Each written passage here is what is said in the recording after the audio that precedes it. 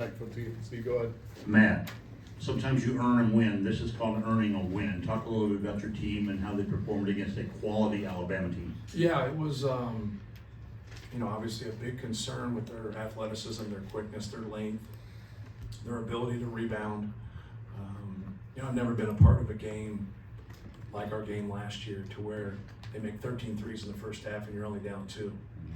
And so the shots that they were making in that game, they obviously didn't make in this game. Like, they didn't get a guy that got going from 3 like that. And I think that was a big part of our game. They got a lot of open ones when we got behind things where we couldn't get a defensive rebound. They get those spray out threes, and but nobody really got going for him. Obviously, Phelan had a good game, and he's very talented, and you can see his speed. It's amazing he's only 17 years old.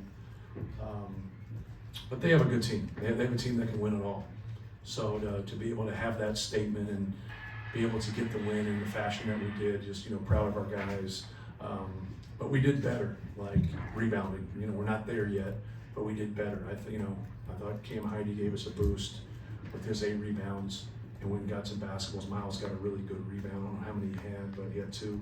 But he got a really tough one there late that we needed. So that was our concern, how dangerous of a team they can be, and they spread you out and shoot it, and then their athleticism to get on the glass. But we had some good individual games. Trey Kaufman-Wren gave us a boost in being able to get the basketball and attack down there. Obviously, it was a little bit harder when he had to go against Cliff than their other guys, even though we scored on him a couple times. And then, for Braden to miss 2/3 of his shots and us to have this win, it kind of shows you sometimes you can struggle shooting, but still play a good game. I thought Braden played a good game. Just kind of dominated the basketball. And the stat that jumps out more than anything is the 3 turnovers. If you have 3 turnovers, no matter what else happens, you should win the game. Very few teams are going to lose those games, but if you do, you're probably going to lose against a team that's as talented as Alabama. And I'd be remiss if I didn't just say I thought the difference in the game, kind of the swing in the game, was C.J. Cox coming in. He ignited the game. Then they got up 6 there, I think 65-59. And then even though he missed his free throw, he had that run where he scored about 9. And it seemed like a minute. I don't know if it was a minute. 52 seconds. How much? 52 seconds. Yeah, that normally does it. And but I thought that swing right there, got the crowd into it. Wasn't like they weren't into it, but when you get on a run and they're making shots and you're missing, sometimes they're not as loud. And when we got them into it, and then I thought we played really well down the stretch. Now, you talked earlier this week just about how talented their bench was, how important, and whether it was Jakari and him taking that defensive assignment early, or what CJ did, or Raleigh hitting a big 3, what does it mean for those youngest players to have moments in games of this caliber? And I guess what does it mean for the team to then see them do it? Yeah, you want to be able to build confidence collectively as a team. You want to feel good as a team. And I don't care who you are as an individual player, you have doubt at sometimes. And so that's why, you got to be able to build each other up. And you just got to, it's your passion. You got to believe in yourself too, especially when things aren't going, as planned. But for our young guys to make the play, I thought Jakari did some really good things. He just didn't get back in the rotation kind of like other night because Miles played so well 2 games ago. And then, CJ got it going right there and really gave us a lift. But I thought Jakari did a good job. I thought CJ did a good job. Miles did a really good job. And, he's going to keep helping himself. It's hard for those guys when you play with a ball-dominant guard, like a Braden Smith, and then when you utilize your post guys as much as we do at times. So that balance sometimes doesn't balance out to them if they're not doubling the post or they're not trapping the ball screen. So if they just keep playing in a drop, Braden's going to have more opportunities. If they're going to play one-on-one in the post, they're going to have more opportunities. So it's not as much as what we want to do, it's what they're going to give us, right? And so I thought I liked that matchup with Trey, so we just kept going back to him in the first half and trying to get it. But our freshmen did some fantastic things. It was great for Raleigh. One thing, he got on E there. I don't know if you guys noticed that, but I was trying to get him out. He's got about 2.5 to 3 minutes, before he runs out of fumes. He's not for elephant. He is not for elephant. It's empty. Yeah. Matt, you talked about that swing that CJ had. He came in and he said that he gave PJ a lot of credit because he got his confidence in his shot. What was PJ doing with him, whether it was through the off season or once the season started, to kind of give him confidence in his shot and to find his shot a little bit more? Yeah, well, he's always been able to shoot the basketball even before he met PJ. So like he can make pull-ups, and when he makes one, he's one of those guys that's instantly hot. Or at least he thinks he's instantly hot, and that's all that matters. But like, once he makes two though, he's gonna go back to the well. So, PJ just did a good job of just getting him some open court ball screens, and right as he made one, then he made two. The one that he made on the 4-point play was a tough shot. And so, no, just, we see it in practice all the time.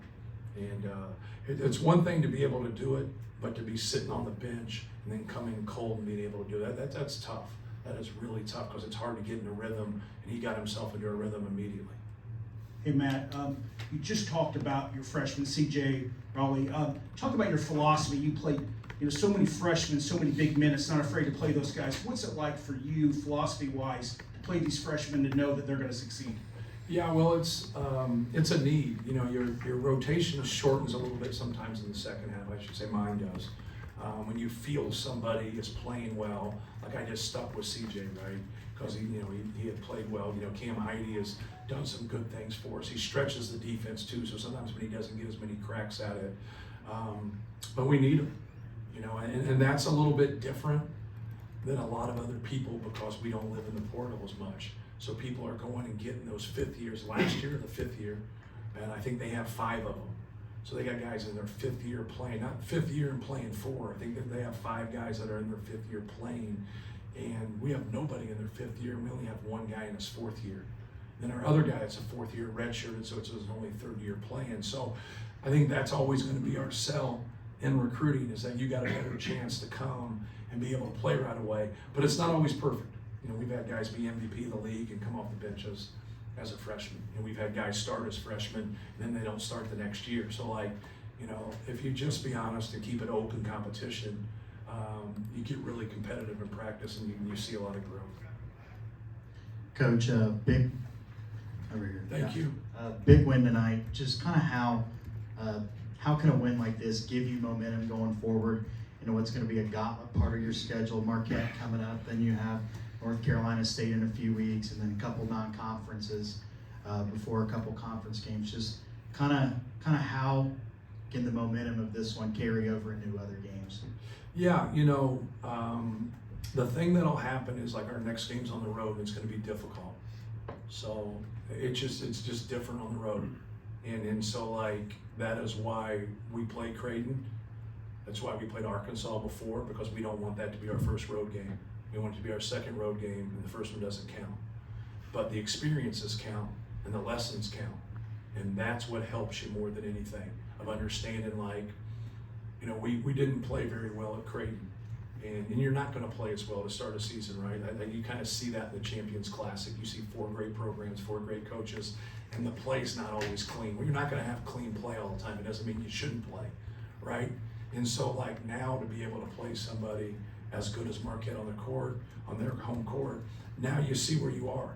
Whether you win by 20, lose by 20, it's a close game, you're going to learn some things about your team, and you're going to get better from it. So that's what we're trying to do. And when we lost to Creighton, I just said in 3 weeks we play Alabama. We got to be able to improve in those 3 weeks to give ourselves a chance. It doesn't guarantee you're going to win, but you got to give yourself a chance. And we took care of the basketball, and we fought them on the glass. We still had shortcomings, right? They were living in the paint. We got to do a better job of keeping the basketball out of the paint. But that's what you want. You want that. Even if we would have lost today, this game still would have helped us. That's hard to take, but it's true. Now, you said yesterday your bench had to be better than their bench, and they outscored you. Most of that is from Phylon getting the 18, but production-wise, from Caleb, Cam Heide on the boards, Miles' defense, do you feel like your defense did outperform, or your second unit, I guess? Yeah, that's probably a question for after film, when you watch things to see. Like I said before, I thought we had breakdowns, but we continued to play hard. And just kind of understanding, where you are when you come in and who you're with, like the bench, like the guys that played more. You know, for Caleb to make those free throws at the end and he plays 13 and a half minutes, like that's very hard to do. And so like, you know, that's huge. Miles' defense, CJ's defense, you know, Cam Heidi gives us that versatile guy that can play that 3-4. Raleigh, you know, scores 2 baskets when he gets in and one of them's a 3. You know, that was huge for us. So I thought our bench did great. And I thought they did, obviously, you know, Phelan's been starting for him, so he comes off. But that's what great teams have. Like Alabama has more than 5 starters. You know, we got more than 5 starters, and that's where you can really grow because guys start to settle into the roles. But then when guys step up and play, they're going to play more, and if they're more, you know, productive. You've kind of touched on it a little bit, but just how important in the grand scheme of this game were the minutes you got from First and Burgess in the first half after Berg and Trey picked up their 2 early fouls, actually put you in a pretty bad spot. Yeah, you know, both of them are versatile. You know, especially, you know, Caleb from a defensive standpoint, he can guard a 4 and a 5. They run such good action, like trying to stay consistent in what we're doing, especially in their ball screen and their ghost action. They can really get you, you know, on their hip and break you down. So to be able to bring those guys, you know, off the bench, and they give us athleticism, they give us versatility where we can switch and do some different things. You know, that really helps us. But Trey's ability in the first half to play with 2 fouls and not get that 3rd, you know, it's always a little dicey, right, when you got a guy with 2. But we just, I shouldn't say we, I just thought at that 4:30 mark in the first half, I didn't see us finishing the half if we didn't have somewhere to go with it. And to get him the basketball and for him to score right away and then get a couple more field goals there. I thought that was a big thing for us just to, you know, hold serve. Then obviously Fletch made a big 3 again, you know, at the end of the first half. Coach, this squad's ability and willingness to take a charge, does it stick out to you compared to past teams? Yeah, they're just not calling it the same way. So like you really got to be there for like a week. But the ones we tried to take other night that were blocks, they were blocks after watching the film. I thought Brayton gave a pretty good attempt the one time. But yeah, like when some guys are just driving down Main Street, like you got to stop the basketball. But you got to get out of that arc, the arc, right? So you can't be in that arc, and if you are, you got to be a jumper.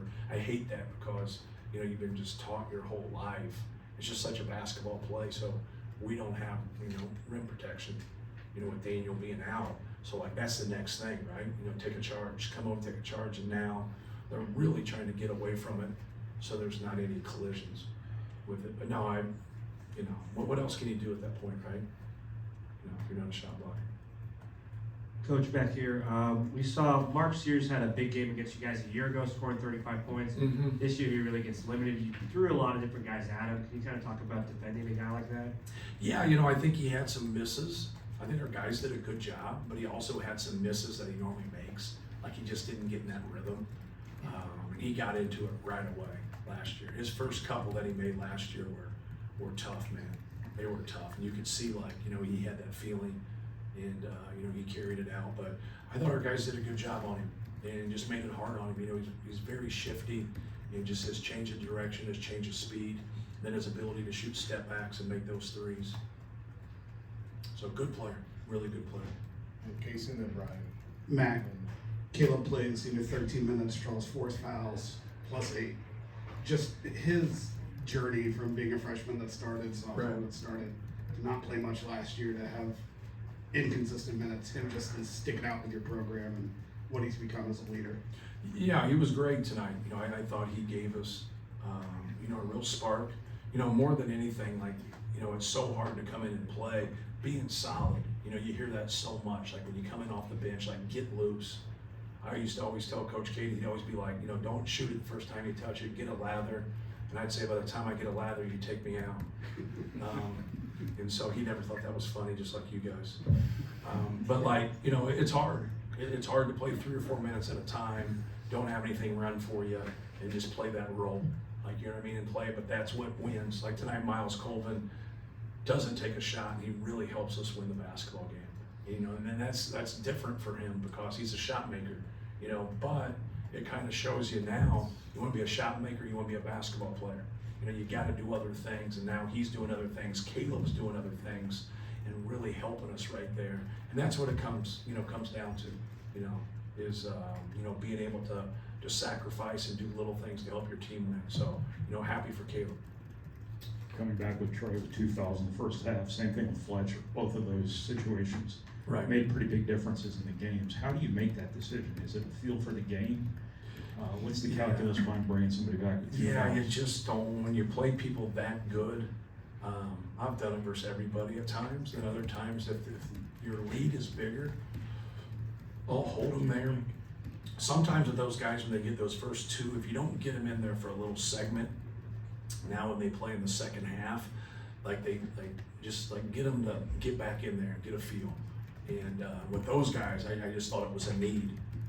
Like Fletcher's so smart, knows what's going on. Fletcher helps with our spacing because people stay with him, but he also can make plays. Like you see the drive he makes to start the second half. Like he can just make those intermediate shots. And but no, it's more of a feel. I don't have a rule to where you get 2 fouls, you don't play. Sometimes I hold them, sometimes I don't. It just depends on our need. If the guy that's coming in can do the same thing that you can, I'm holding you. If I feel like you got to give us something here that maybe other guys can't give us with your experience or your shot making or your post-up game, whatever it might be, then I go with you. But I yell at those guys next to me to say, make sure I get them out in those defensive switches. I mess that up sometimes. Last one is Was going to Trey like that, was that a key for you going in, and why was that such an effective well for you guys to keep going back to? Yeah, he's got a good low post game. He's got a good feel for things. He had a couple tired plays. You could see that. He's getting exhausted. He's got to be able to play through that. And if that's the case, kick it out and go set a screen and get the ball moving. But no, we have confidence in him. He's actually shot free throws well. Tonight he didn't. But he's done a good job. He was 7 for 9 last game. And anytime you can shoot better free throws, you're more confident in yourself. You're not thinking about getting fouled. You want to get fouled, and that's what we want from him. But he's improved as a passer too. So sometimes you get guys and it's like a black hole, right? You throw it in there and it's never coming out. It's just going in and if those guys can really score, then great. But Zach really took off with his decision making. Travion was such a fabulous passer, and now that's something that he's added. He has 4 assists, 0 turnovers tonight, and that's great because if they take things away from him, now he can set somebody else up or at least get the ball moving. But Trey's a good player, man. He's waited his turn. He's worked really hard. He's put in a lot of time to be where he's at right now. Thank you. Thank you guys. Thanks, man. Thanks.